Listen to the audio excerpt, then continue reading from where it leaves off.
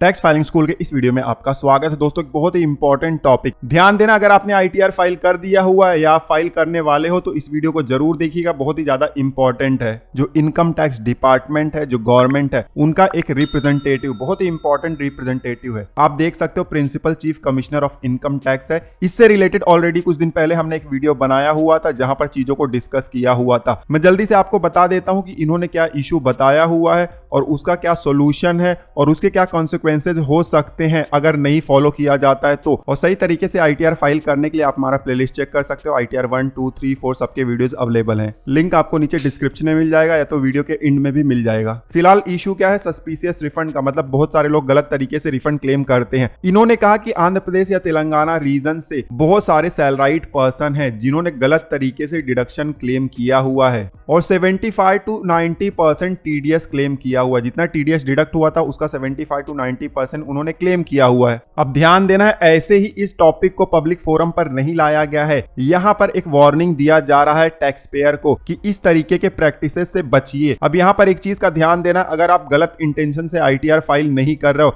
लेकिन गलती हो जाता है आपसे, या आपने किसी गलत एडवाइस को सुन के आईटीआर फाइल कर दिया हुआ है गलत तरीके से, तो इन्होंने सोल्यूशन भी बताया हुआ है, जो कि मैंने पिछले वीडियो में भी बताया था कि गलत आईटीआर अगर आपने फाइल कर दिया हुआ है किसी भी रीजन से तो उसको आप रिवाइज कर सकते हो। सही आईटीआर आपको फाइल करना बेहद ही जरूरी है अगर असेसमेंट ईयर 2023-24 का है तो। अगर पिछले सालों में आपने गलत आईटीआर फाइल किया हुआ है तो आप अपडेटेड रिटर्न फाइल कर सकते हो, ठीक है, 21-22 का और 22-23 का। और ये बात यहाँ पर चीफ कमिश्नर ने भी बताया हुआ है। यहाँ पर एक चीज उनके लिए बोलना चाहूंगा जो आईटीआर फाइल कर चुके हैं, आप अपना 26AS और AIS जरूर चेक कर लीजिएगा फिर से, भले आपने आईटीआर फाइल कर दिया हुआ है। हो सकता है कि 26AS में अब टीडीएस आपका थोड़ा सा ज्यादा दिखाई दे रहा है, हो सकता है कि आपके AIS में कुछ एडिशनल इनकम अब दिखाई दे रहे हैं जो कि पहले नहीं दिखाई दे रहे थे जब आपने आईटीआर फाइल किया। तो अगर अब दिखाई दे रहे हैं तो आप नया आईटीआर फाइल कर सकते हो, रिवाइज कर सकते हो, ठीक है। उसके अलावा इन्होंने ये भी बताया हुआ है कि अगर गलत आईटीआर आप फाइल कर देते हो जहां पर मिस इन्फॉर्मेशन होता है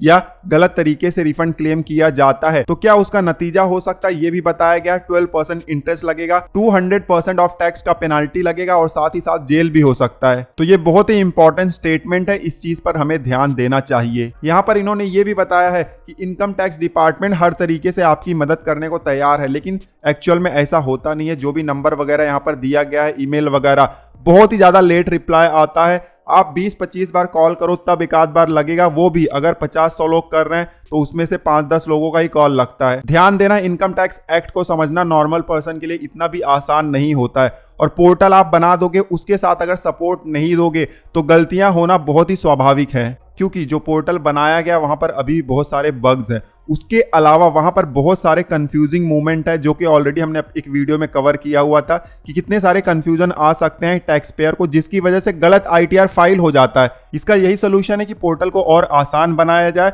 और साथ ही साथ कस्टमर केयर का सपोर्ट तो मिलना ही चाहिए ताकि कोई भी क्वेरी हो एक नॉर्मल पर्सन भी कॉल करके पूछ ले, उसका समाधान हो जाए।